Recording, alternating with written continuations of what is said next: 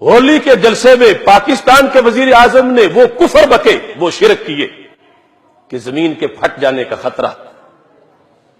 ہم ممبر و محراب کے وارث ہیں، ہم نے کلمہ حکمرانوں کا نہیں پڑھا، کلمہ رب ذوالجلال کا پڑھا، اور اس واسطے وہ علماء جو آج گنگ ہوں گے قیامت کے دن انہیں جواب دینا پڑے گا۔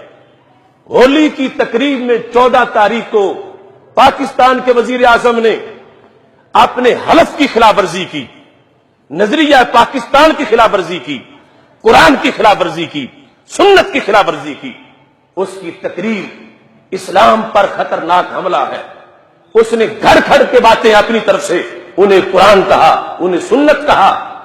ہم برسرعام اس سے توبہ کا مطالبہ کرتے ہیں کہ جس قرآن اور سنت کا وہ حوالہ دے رہا ہے اور پھر یہ کہہ رہا ہے کہ یہ جنت دوزخ کے فیصلے ہم کرنے نہیں آئے، تو جنت کا فیصلہ رب نے کیا ہے، اور ہم اس قرآن کے پابند ہیں جو رب نے ہمیں عطا کیا۔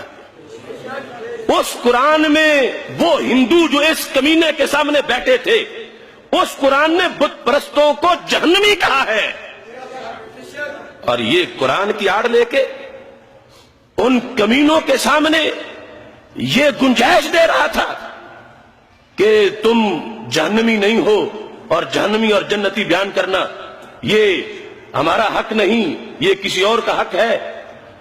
حق اللہ کا ہے جو قرآن میں آ گیا ہے، اور اس نے کہا ہے کہ مشرک کو کبھی نہیں بخشا جائے گا۔ اور یہ ہندو مشرک نہیں تو اور کیا ہے؟ یہ قرآن کو پس پش ڈالا اس نے ان کی خوشنودی کے لیے، اور پھر کہتا اسلام کوئی امتیاز نہیں کرتا۔ تو امتیاز کرتا کون ہے؟ قرآن تو کہتا ہے لِيَمِيزَ اللَّهُ الْخَبِيثَ مِنَ الطَّيِّبِ، کہ اسلام تو خبیث اور طیب، پاک اور پلید جدا جدا کرنے آیا ہے۔ امتیاز کا لفظ قرآن نے بولا۔ قرآن نے کفار کی مذمت کی ہے، اور توحید کا جو نظریہ 14 صدیوں میں رائج رہا ہے، ہولی میں اس نے اس نظریے پہ حملہ کیا۔ کہتا ہے کہ اسی اللہ کو کوئی بھگوان کہتا ہے، اسی کو کوئی ایشور کہتا ہے، اسے کوئی وائبرو کہتا ہے۔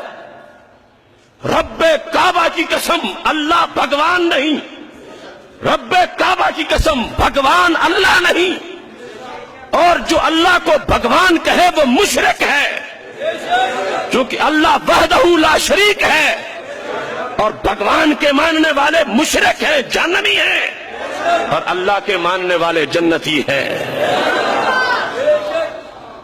ارے جس دو قومی نظریے پر پاکستان بنا، آج اس نظریے کو ذبح کیا جا رہا، اور بکواس کرتا ہے کہ ہم ایک قوم ہیں۔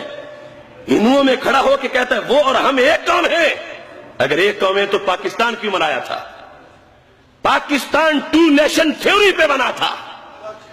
20 لاکھ جانیں دو قومی نظریے پر دی گئی تھیں کہ ہندو کی قوم اور ہے، مسلم کی قوم اور ہے، اور ہمارے بزرگوں نے قرآن و سنت پڑھ کے بتایا تھا کہ قوم گلی سے نہیں بنتی، قوم محلے سے نہیں بنتی، قوم دریاؤں سے نہیں بنتی، قوم پہاڑوں سے نہیں بنتی، قوم جغرافیے سے نہیں بنتی، قوم مدینے والے کے کلمے سے بنتی ہے۔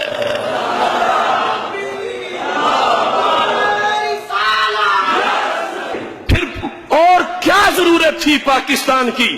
اگر وہ کہتا ہے کہ پاکستان کسی مذہب کی ترجیح کے لیے نہیں بنایا گیا تھا، تو پھر اس کے بنانے کا اور مطلب کیا تھا؟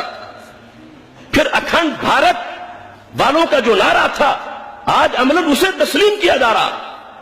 کیسے حقدار ہے وہ شخص پاکستان کی وزارت عظمیٰ کے کہ جو پاکستان کے مقدمہ خود ہار رہا ہے کہ اس کی تو تحریک ہی نہیں چلنی چاہیے تھی، اس کا تو مطالبہ ہی نہیں کرنا چاہیے تھا، کیونکہ مذہب کی بنیاد پر پاکستان بنا ہے، اور وہ مذہب کی بنیاد پہ پاکستان بننے کا انکار کر کے ایک قومی نظریہ پیش کر رہا ہے کہ ہم ایک قوم ہیں، ہم ایک قوم ہیں، جبکہ 3 صدیوں میں نعرہ لگا جو پاکستان بنانے کی تحریک چلی، اور جو 20 لاکھ مسلمانوں نے خون دیا، اور جو 2 کروڑ مسلمانوں نے ہجرت کی، تو وہ اس لیے کی کہ ہم 2 قومیں ہیں، ہمارا اکٹھا گزارا نہیں ہوتا۔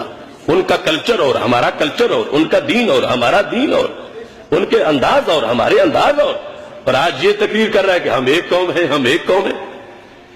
یہ وہ سازشیں ہیں جو امریکہ میں گھڑی جاتی ہے اور پھر ان لوگوں کو پڑھائی جاتی ہے، اور آج یعنی پاکستان کے اسلامی تشخص کے انکار کے لیے سب کچھ یہ تماشے کیے جا رہے ہیں۔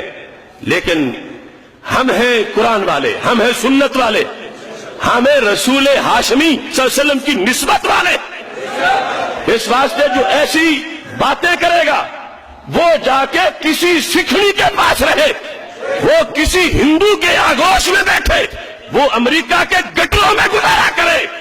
پاکستان میں اس نے راج کرنا ہے جس نے مدینے والے کی اذان پہ کلمہ پڑھنا ہے۔ اللہ اللہ اللہ